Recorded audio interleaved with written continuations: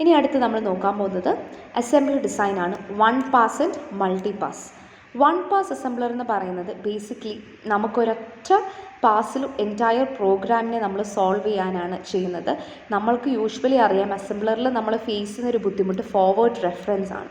So forward റെഫറൻസിൻ്റെ issue ഇല്ലാണ്ട് നമുക്ക് solve ചെയ്യാൻ പറ്റുവാണെന്നുണ്ടെങ്കിൽ അതിനെ 1 പാസ് എന്ന് പറയാം. അല്ലാന്നുണ്ടെങ്കിൽ മൾട്ടിപ്പിൾ ടൈംസ് ഇതിനെ പാസ് ചെയ്യണമെന്നുണ്ടെങ്കിൽ മൾട്ടി പാസ് എന്നും പറയാം. സോ സിംഗിൾ ടൈമിൽ ചെയ്യുവാണെന്നുണ്ടെങ്കിൽ അതിൻ്റെ ഇഷ്യൂ ഫോർവേഡ് റെഫറൻസിങ് ആണ്. ഫോർവേഡ് റെഫറൻസിങ് എന്ന് പറയുമ്പോൾ ഡേറ്റ് ഐറ്റംസിലോ അല്ലാന്നുണ്ടെങ്കിൽ ലേബിൾസിലോ ഈ ഒരു പ്രോബ്ലം നമുക്ക് കാണാനായിട്ട് സാധിക്കും. അപ്പം അതിൻ്റെ സൊല്യൂഷൻ എന്താണെന്നുണ്ടെങ്കിൽ ഒന്നെന്നുണ്ടെങ്കിൽ ഒബ്ജക്റ്റ് കോഡിൽ ഡയറക്റ്റായിട്ട് നമ്മളുടെ റെഫറൻസ് കൊടുക്കുകയാണ് ചെയ്യുന്നത്. അല്ലെങ്കിൽ ഫോർവേഡ് ജമ്പ് നമുക്ക് എലിമിനേറ്റ് ചെയ്യാനായിട്ട് നമുക്ക് insert label address to be modified എന്ന് പറഞ്ഞ് നമുക്ക് സിം ടാബിലോട്ട് കൊടുക്കാനായിട്ട് സാധിക്കും. So address to be modified എന്ന് പറയുമ്പോൾ യൂഷ്വലി ലിങ്ക് ലിസ്റ്റിലായിട്ടായിരിക്കും സ്റ്റോർ ചെയ്യുന്നത്. നോ വറി, ഞാനത് ഡിസ്ക്രിപ്ഷനൊക്കെ കാര്യങ്ങൾ താഴോട്ട് പറയുന്നതായിരിക്കും. 1 പാസ് അസംബ്ലറിന് 2 ടൈപ്പ് ഉണ്ട്. The one which produces the object code directly in the memory, which produces for later execution. So ഇവിടെ നമ്മൾ നോക്കുകയാണെന്നുണ്ടെങ്കിൽ നമുക്ക് ഇപ്പം നമ്മൾ ഈ ഒരു എക്സാമ്പിൾ നോക്കുകയാണെന്നുണ്ടെങ്കിൽ നമുക്ക് ഒന്നും താഴോട്ട് റെഫർ ചെയ്യേണ്ട ആവശ്യം വരുന്നില്ല. എല്ലാത്തിനും അതിൻ്റേതായിട്ടുള്ള ആൻസേഴ്സ് അവിടെ തന്നെയുണ്ട്. ഇപ്പം ബൈറ്റ് എന്താണെന്നുള്ളത് ഇവിടെ ഡിഫൈൻ ചെയ്ത് കഴിഞ്ഞിട്ടാണ് ഇപ്പം ഈ ഇത്രയും കാര്യങ്ങളെന്ന് പറയുമ്പോൾ നമ്മളുടെ ഈ ഒരു പ്രോഗ്രാം ഇവിടെ മുതലുള്ള പ്രോഗ്രാം എന്താണോ യൂസ് ചെയ്യുന്നത് അത്രയും വേരിയബിൾസിൻ്റെ ഡെഫിനിഷനാണ് ഞാൻ ഇനീഷ്യലി കൊടുത്തിരിക്കുന്നത്. So that happens with 1 pass assembler. അതായത് എനിക്കിനി വീണ്ടും അതിനെ മോഡിഫൈ ചെയ്യേണ്ട ആവശ്യം ഇല്ല. ഇപ്പോൾ ഇവിടെ കണ്ടോ, ഇവിടെയും സെയിം തിങ്. ഇവിടെ എനിക്ക് എന്താണോ ഇവിടെ വേണ്ട വേരിയബിൾസ് അതെല്ലാം ഞാൻ എൻ്റെ മേളിൽ ഡിഫൈൻ ചെയ്യുന്നുണ്ട്. വിച്ച് മീൻസ് ദാറ്റ് 1 മോർ പാസിൻ്റെ ആവശ്യം ഇവിടെ വരുന്നില്ല. So that is 1 pass assembler. It's just that 2 രീതിക്കുണ്ട്. അതിനെ എനിക്ക് മെമ്മറിയിൽ ഡയറക്റ്റായിട്ട് ഇതിനെ സ്റ്റോർ ചെയ്യാം, അല്ലാന്നുണ്ടെങ്കിൽ ലേറ്റർ എക്സിക്യൂഷനായിട്ട് എനിക്ക് എൻ്റെ ഒബ്ജക്റ്റ് പ്രോഗ്രാമിനെ പ്രൊഡ്യൂസ് ചെയ്യുകയും ചെയ്യാം. ഇനി അടുത്ത 1 പാസിനോട് സിമിലർ ആയിട്ടുള്ള ഒരു അസംബ്ലറാണ് ലോഡ് ആൻഡ് ഗോ അസംബ്ലർ. അത് 1 പാസിൻ്റെ തന്നെ ഒരു മോഡിഫൈഡ് വേർഷനാണ്. It generates the object code in the memory for execution. So ഇവിടെ ഒരു ലോഡറിൻ്റെ ആവശ്യമില്ല, ഇവിടെ ഒരു ഒബ്ജക്റ്റ് പ്രോഗ്രാം എഴുതി വിടുന്നുമില്ല. സോ ഇവിടെ അഗൈൻ ലോഡ് ആൻഡ് ഗോ അത് തന്നെയാണ് ഈ ഒരു അസംബ്ലറിൻ്റെ മെയിൻ ചെയ്യുന്ന പരിപാടി എന്ന് പറയുന്നത്. സോ ഇത് ഇമ്മീഡിയറ്റ് എക്സിക്യൂഷന് വേണ്ടിയിട്ടായിരിക്കും നമ്മൾ ചെയ്യുന്നത്. And it is usually used for program development and testing. അപ്പം ഇവിടെ നമ്മൾക്കറിയാം നമ്മളൊരു ഒബ്ജക്റ്റ് കോഡ് എഴുതുകയും അതിൽ പിന്നെ വെയിറ്റ് ചെയ്യുകയും അതിനെ സെപ്പറേറ്റ് ഇട്ട് ലോഡ് ചെയ്യേണ്ട ആവശ്യം ഇല്ല. ആ ഒരു ഓവർ ഹെഡ് അവിടെ അവോയ്ഡ് ചെയ്യുകയാണ് ചെയ്യുന്നത്. ബിക്കോസ് നമ്മളിപ്പം മെമ്മറിയിലാണ് പ്രൊഡ്യൂസ് ചെയ്യുന്നത്, ഒരു സെക്കൻഡറി സ്റ്റോറേജിലോട്ടല്ല നമ്മളിത് സേവ് ചെയ്യുന്നത്. അപ്പോൾ അതുകൊണ്ട് തന്നെ നമുക്ക് ഫോർവേഡ് റെഫറൻസിൻ്റെ ഹാൻഡ്ലിങ് ഇവിടെ വരുന്നില്ല. അപ്പം സെക്കൻഡറി സ്റ്റോറേജിൽ നിന്ന് അത് പോയി തപ്പിപ്പിടിച്ച് ആക്സസ് ചെയ്യേണ്ട ആവശ്യം ഇവിടെ ലോഡ് ആൻഡ് ഗോയിൽ വരുന്നില്ല. നമ്മൾ ഡയറക്റ്റായിട്ട് ലോഡ് ചെയ്ത് അതിനെ മുന്നോട്ട് കൊണ്ടുപോവുകയാണ് ചെയ്യുന്നത്. So ഇവിടെ it generates an object code instruction and while as it scans the source program. So source program അവിടെ സ്കാൻ ചെയ്ത് പോകുന്നതിൻ്റെ കൂട്ടത്തിൽ തന്നെയാണ് നമ്മളുടെ ഒബ്ജക്റ്റ് പ്രോഗ്രാം ചെയ്ത് വരുന്നത്. ഓക്കെ, ലൈക്ക് ഒബ്ജക്റ്റ് പ്രോഗ്രാമിന് നമ്മൾ എക്സിക്യൂട്ട് ചെയ്ത് വരുന്നത്. സോ ഇപ്പം നമ്മൾക്കൊരു ഓപ്പറൻറ്റിനെ നമുക്ക് കിട്ടി, അതിൻ്റെ അഡ്രസ്സ് നമുക്ക് കിട്ടിയില്ല എന്നുണ്ടെങ്കിൽ ആ ഒരു ഓപ്പറൻറ്റ് അഡ്രസ്സിനെ ഇവർ ഒമിറ്റ് ചെയ്യുകയാണ് ചെയ്യുന്നത് അസംബ്ലിങ്ങിൻ്റെ സമയത്ത്. അത് കഴിഞ്ഞ ശേഷം അതിനെ സിം ടാബിൽ നിന്നോ വല്ലതും നമുക്ക് കിട്ടിക്കഴിഞ്ഞ ശേഷമായിരിക്കും ആ ഒരു ഓപ്പറൻറ്റിൻ്റെ അഡ്രസ്സ് ഫില്ല് ചെയ്യുന്നത്. ബൈ ചാൻസ് നമുക്ക് സിം ടാബിൽ നിന്ന് കിട്ടിയില്ല എന്നുണ്ടെങ്കിൽ അല്ലെങ്കിൽ ആ ഒരു പ്രോഗ്രാമിൻ്റെ എൻഡ് വരേക്കും അത് കിട്ടിയില്ല എന്നുണ്ടെങ്കിൽ it is flagged in order to indicate that the symbol is undefined.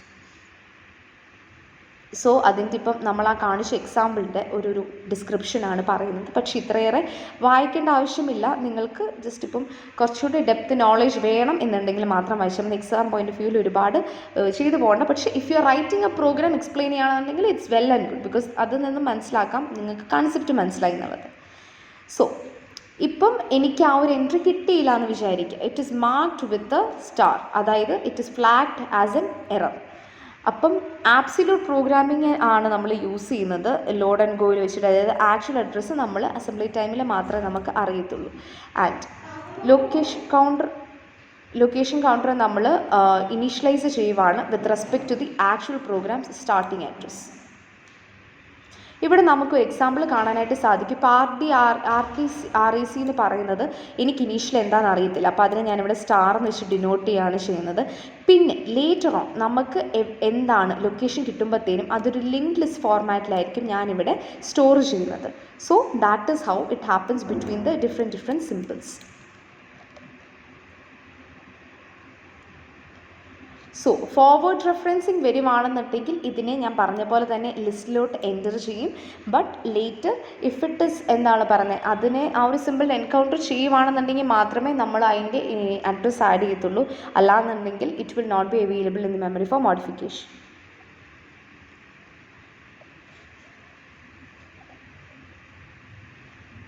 ഇനി നമ്മൾ നോക്കാൻ പോകുന്നത് മൾട്ടി പാസ് അസംബ്ലറാണ്.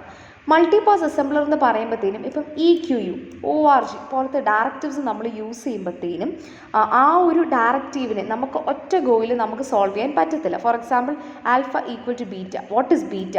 ബീറ്റ എന്ന് പറയുന്നത് ഡെൽറ്റയാണ്. ഡെൽറ്റ എന്താണ്? ഇതിങ്ങനെ കൊടുത്തേക്കുവാണ്. അപ്പം ഈ ഒരു സംഭവം നമ്മൾ നേരത്തെ നോട്ട് പോസിബിൾ എന്ന് പറഞ്ഞൊരു സ്റ്റേറ്റ്മെൻ്റ് ആണിത്. പക്ഷേ ഇഫ് ഇത് കൊടുത്തിട്ടുണ്ടെന്നുണ്ടെങ്കിൽ തന്നെ വൺ പാസിൽ നമുക്കിതിനെ ഡിക്ലെയർ ചെയ്യാൻ പറ്റത്തില്ല. അല്ലെങ്കിൽ നമ്മൾ ഇനീഷ്യലി SIC XC പ്രോഗ്രാംസ് എഴുതിയപ്പോഴത്തേനും ഈ ഓരോ ഓരോ ലിറ്ററൽസിൻ്റെയും ഡെഫിനിഷൻ നമ്മൾ താഴോട്ടായിരുന്നു കൊടുത്തത്, അല്ലെങ്കിൽ ഒരു വേരിയബിൾസിൻ്റെ ഡെഫിനിഷൻ നമ്മൾ താഴോട്ടായിരുന്നു കൊടുത്തിട്ടുണ്ടായിരുന്നത്. അപ്പം ആ ഓരോന്നിൻ്റെയും ഡെഫിനിഷന് നമുക്ക് താഴോട്ട് കൊടുത്തിട്ടുണ്ടെന്നുണ്ടെങ്കിൽ ഒരു പാസിന് നമുക്ക് ചെയ്യാനായിട്ട് പറ്റത്തില്ല. അത് കണ്ടോ, delta can be defined in pass 1, beta can be defined in pass 2, alpha can be defined in pass 3. അപ്പം അങ്ങനെ മൾട്ടിപ്പിൾ പാസസ് ആയിട്ട് മാത്രമേ നമുക്കിതിനെ സോൾവ് ചെയ്യാനായിട്ട് പറ്റത്തുള്ളൂ. അതിനായിട്ടാണ് നമ്മളൊരു മൾട്ടി പാസ് അസംബ്ലറിനെ നമ്മൾ യൂസ് ചെയ്യുന്നത്. സോ അവിടെ അഡീഷണൽ പാസസ് നമ്മൾ ചെയ്യുകയാണ്. Why? To store the definitions. അത് കഴിഞ്ഞിട്ട് whatever task which is been given to us can be implemented. So അതിനായിട്ട് നമുക്കിവിടെ ഒരു എക്സാമ്പിൾ ഇവരോട് കൊടുത്തിട്ടുണ്ട്. So let us assume that max length എന്ന് പറഞ്ഞാൽ നമുക്ക് എന്താണെന്ന് അറിയത്തില്ല, ഇതിൻ്റെ അഡ്രസ്സ് എവിടെയാണ്, ഇതെന്താണ് ഏതാണോ ഒന്നും അറിയത്തില്ല. സോ മാക്സ് ലെങ്ത് നമുക്ക് നെക്സ്റ്റ് ലൈനിൽ കൊടുത്തിട്ടുണ്ട്. പക്ഷേ ഇതിന് ബഫറിൻ്റെയും വാല്യൂ വേണം. ബഫറിൻ്റെ വാല്യൂ എവിടെയാണ് കിടക്കുന്നത്? ഏറ്റവും എൻഡിലാണ് കിടക്കുന്നത്. സോ സിമ്പിൾ ടേബിളിൽ അല്ലെങ്കിൽ സിം ടാബിൽ ആദ്യം ഇവർ ചെയ്യുന്നതെന്ന് വെച്ച് കഴിഞ്ഞാൽ മാക്സ് ലെങ്ത് ഇല്ലെങ്കിൽ ഇങ്ങനൊരു സംഭവം അല്ലെങ്കിൽ ഒരു വേരിയബിൾ കൊടുക്കും, അതിൻ്റെ റെസ്പെക്റ്റീവ് ആയിട്ടുള്ള ഡെഫിനിഷൻ കൊടുക്കും. എന്നിട്ട് മാക്സ് ലെങ്ത് എന്നാന്നുള്ളത് ഇപ്പോൾ ഒരു സ്റ്റാർ വാല്യൂ ഇട്ട് വെക്കും. It's an undefined simple. അപ്പം ഇപ്പോൾ മാക്സ് ലെങ്ത് കിട്ടിയെന്നുണ്ടെങ്കിൽ നമുക്ക് ഹാഫ് SZ ചെയ്യാനായിട്ട് പറ്റത്തുള്ളൂ. സോ ആ ഹാഫ് ഇതിനെ നമ്മൾ ഡിപ്പെൻഡൻസി ലിസ്റ്റിലോട്ട് കയറ്റുകയാണ് ചെയ്യുന്നത്. അതായത് എൻ്റെ ഈ ഒരു സിമ്പിൾ വരാണ്ട് എനിക്ക് ഈ ഒരു സിമ്പിളിനെ ഡിഫൈൻ ചെയ്യാനായിട്ട് പറ്റത്തില്ല. സോ മാക്സ് ലെങ്ത് ഇതുവരെ ഡിഫൈൻ ചെയ്തിട്ടില്ല. സോ ഇവിടെ ഹാഫ് SZലും നമ്മൾ ഡിഫൈൻ ഒന്നും ചെയ്യത്തില്ല. പക്ഷേ ലൈക്ക് മാക്സ് ലെങ്ത്തിൻ്റെ വാല്യൂ നമുക്ക് എങ്ങനെയാണ് കിട്ടുന്നത്?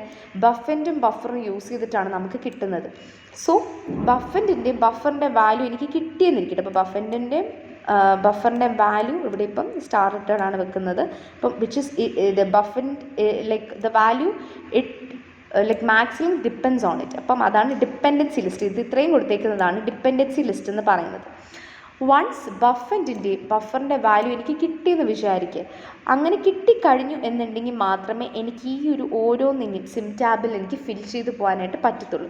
So with respect to the list of dependencies ആയിരിക്കും നമ്മൾ കിട്ടുന്ന വാല്യൂ ഫിൽ ചെയ്ത് പോകുന്നത്.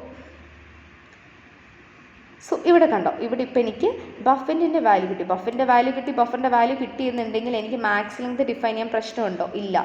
അതിൽ നിന്നും എനിക്ക് ഹാഫ് SZ ഡിഫൈൻ ചെയ്യാനായിട്ട് പ്രശ്നമുണ്ടോ? ഇല്ല.